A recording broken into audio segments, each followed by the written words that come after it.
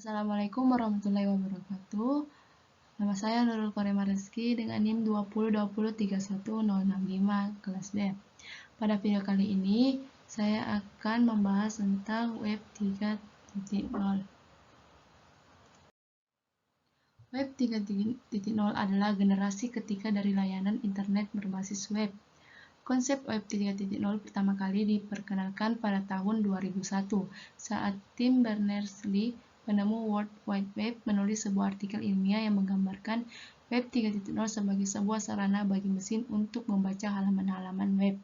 Hal ini berarti bahwa mesin akan memiliki kemampuan membaca web sama seperti yang manusia dapat lakukan sekarang ini.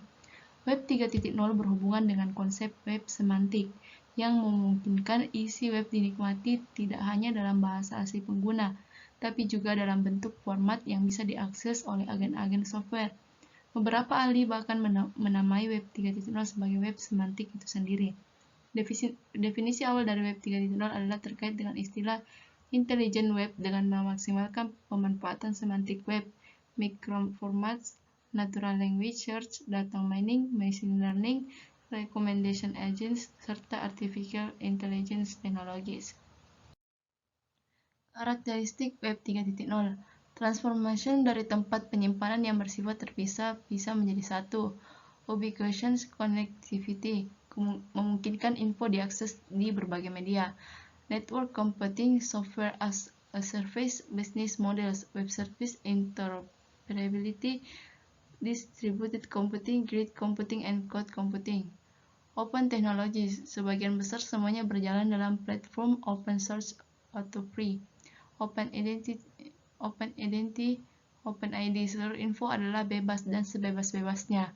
The intelligent web, semantic web technology such as RDF, OWL, SWRL, SPARQL, QRDDL, semantic application platforms, and statement-based data stores.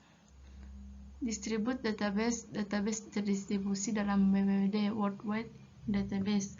Intelligent Application Web 3.0 juga telah digunakan untuk menjelaskan sebuah evolutionary path untuk web yang mengarah ke kecerdasan buatan yang dapat alasan tentang web dalam mode setengah manusia.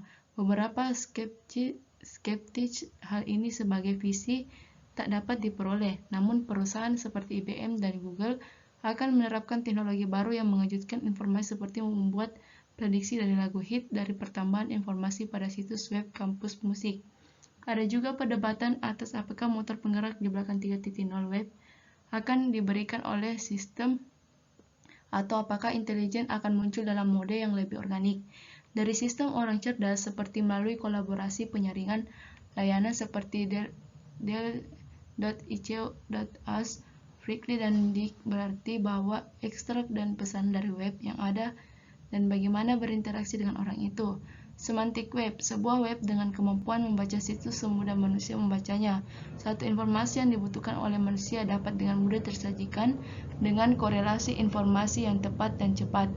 The 3D web, nuansa web semakin menarik dengan adanya kemampuan visual 3D. Tanpa harus meninggalkan rumah, maka kita dapat mengunjungi berbagai tempat di dunia lain secara virtual dengan kemampuan akses data dan interaksi secara real-time.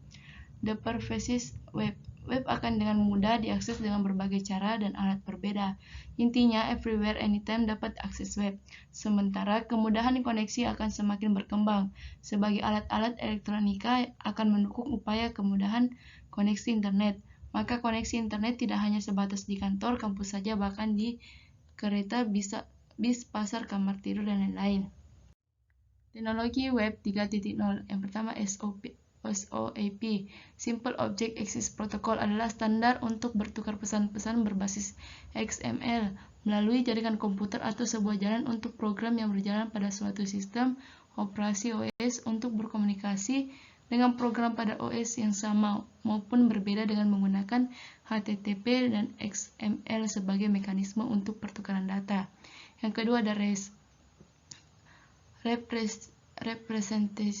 Representational State Transfer atau transfer keadaan representasi, adalah suatu gaya arsitektur perangkat lunak untuk pendistribusian sistem hipermedia seperti www.